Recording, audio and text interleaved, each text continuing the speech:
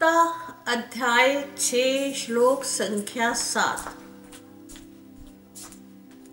जितात्मना प्रशान्तस्य परमात्मा समाहिता शीतोष्ण सुख दुखेषु सम तथा मान अपमान्यो।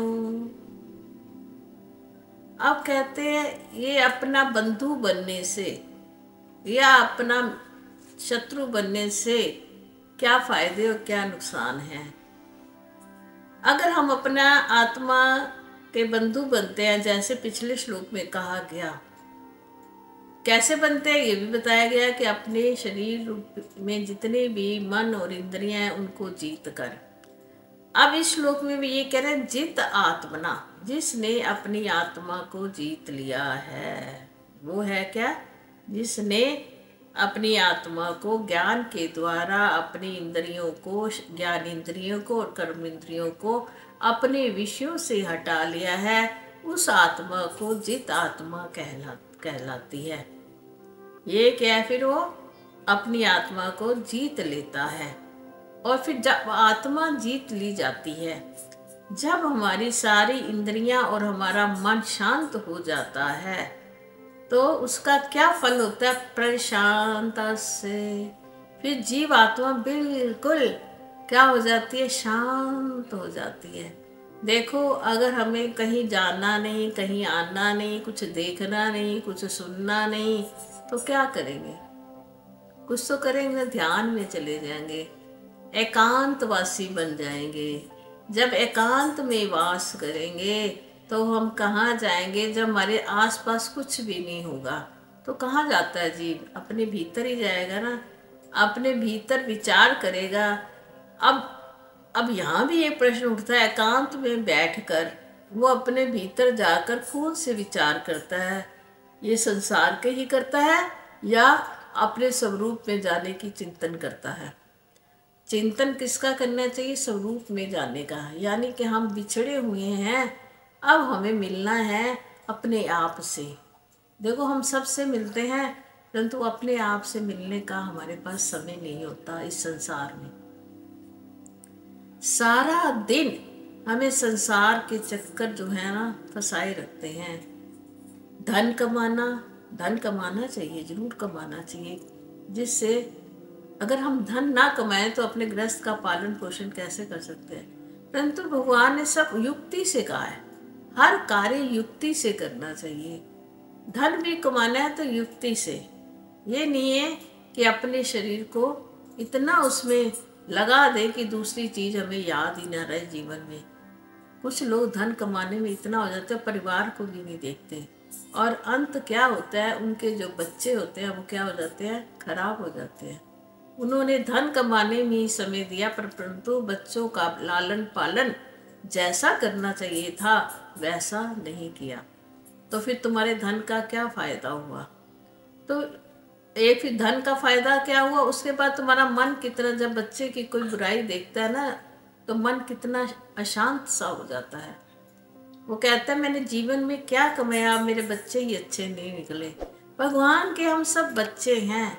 भगवान भी यही चाहता है कि जैसे मैंने सृष्टि को रचते समय मैंने इतने नियम बनाए, मैंने कहा संसार में लोग इस प्रकार रहें, उनको बुद्धि दे दी और संसार माया में डाला, पर बुद्धि दे दी कि ये करते क्या हैं। अगर हम अच्छे कर्म नहीं करते, सदा बुरे कर्म करते हैं, तो भगवान भी क्या है? अशांत हो जाते हैं। तभी तो देखते हो पर ये जितने भी प्रकोप आते हैं ना, बीमारी, महामारी और ये तूफान, ये कभी कुछ हो रहा है, आकस्मिक दुर्घटनाएं होती रहती हैं। ये क्या? परमात्मा हमारे पर क्रोधित होते हैं, वो क्रोध इस प्रकार जताते हैं। अब प्रत्यक्ष तो परमात्मा है नहीं, है परोक्ष है, दिखते तो है नहीं। अब वो अपनी शक्तियों का इस्तेमाल करते हैं। जैसे हम क्या है, हम अपने बच्चों पर अपनी शक्ति, जैसे हम थप्पड़ मार देते हैं, भगवान हमें थप्पड़ कैसे मारते हैं? इस प्रकार मारते हैं, क्योंकि इस समय पृथ्वी में हलचल कर देते हैं और लोगों में हाहाकार मचा देते हैं कि हे जीवो, कुछ तुम डरो कुछ।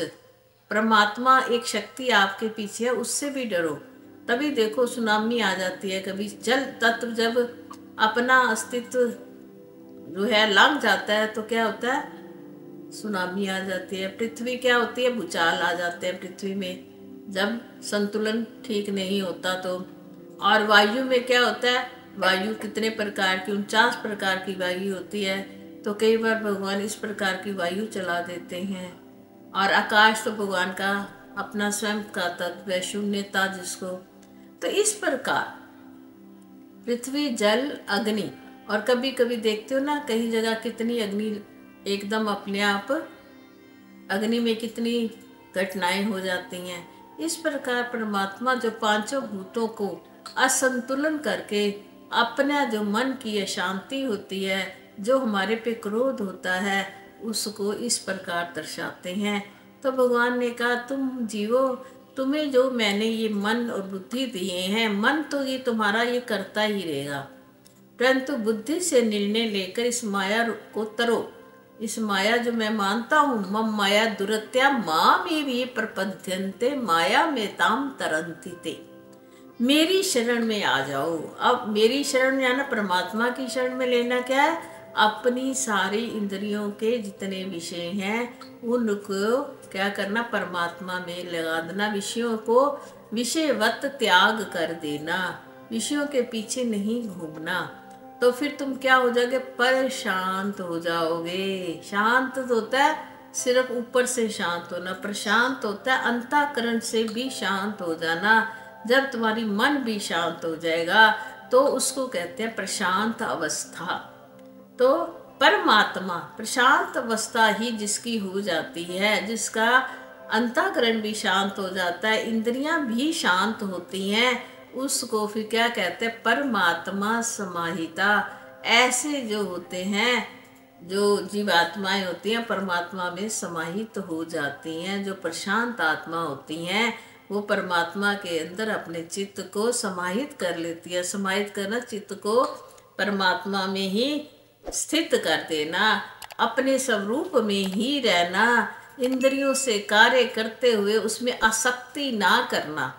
कर्म तो करने ही पड़ेंगे, संसार में आए हैं और हाथ हाथ से चल रहे हैं, आँख आँख कहते हैं ना, पश्यन स्पर्शन जिग्र नशन अनशन जितनी भी हैं, खाता हुआ पीता हुआ सूंघता हुआ, मैं कुछ भी नहीं करता, सिर्फ ये जाने कि इंद्रियां ही इंद्रियों में बरत रही हैं और गुण गुणों में बरत रहे हैं। मैं उसका साक्षी चिन्ह मात्र सदा रहने वाला परमात्मा जो है वो हूँ। मैं कुछ भी नहीं करता, परमात्मा ही सारे शरीर को चला रहे हैं, इंद्रियों को चला रहे हैं।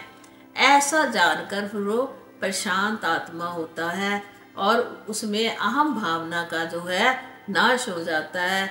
ऐसे जो परमात्मा चित्त वाला व्यक्ति होता है वो ही परमात्मा में समाहित हो जाता है, स्थित हो जाता है। ये फल है हमारा मन और इंद्रियों को काबू करने का। फल ये मिलता है कि हम क्या हो जाते हैं, प्रशांत आत्मा हो जाते हैं। और प्रशांत आत्मा जो होती है परमात्मा में ही स्थित रहती है।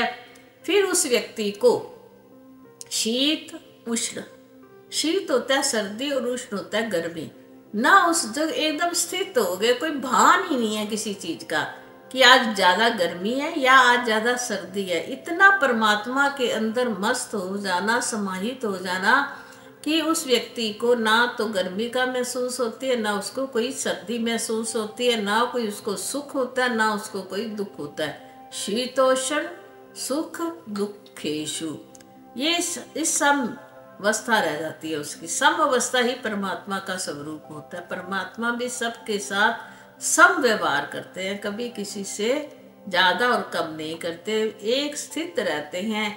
ऐसे ही उस जीव की भी स्थिति हो जाती है जो अपनी इंद्रियों के और मन को जीत लेता है।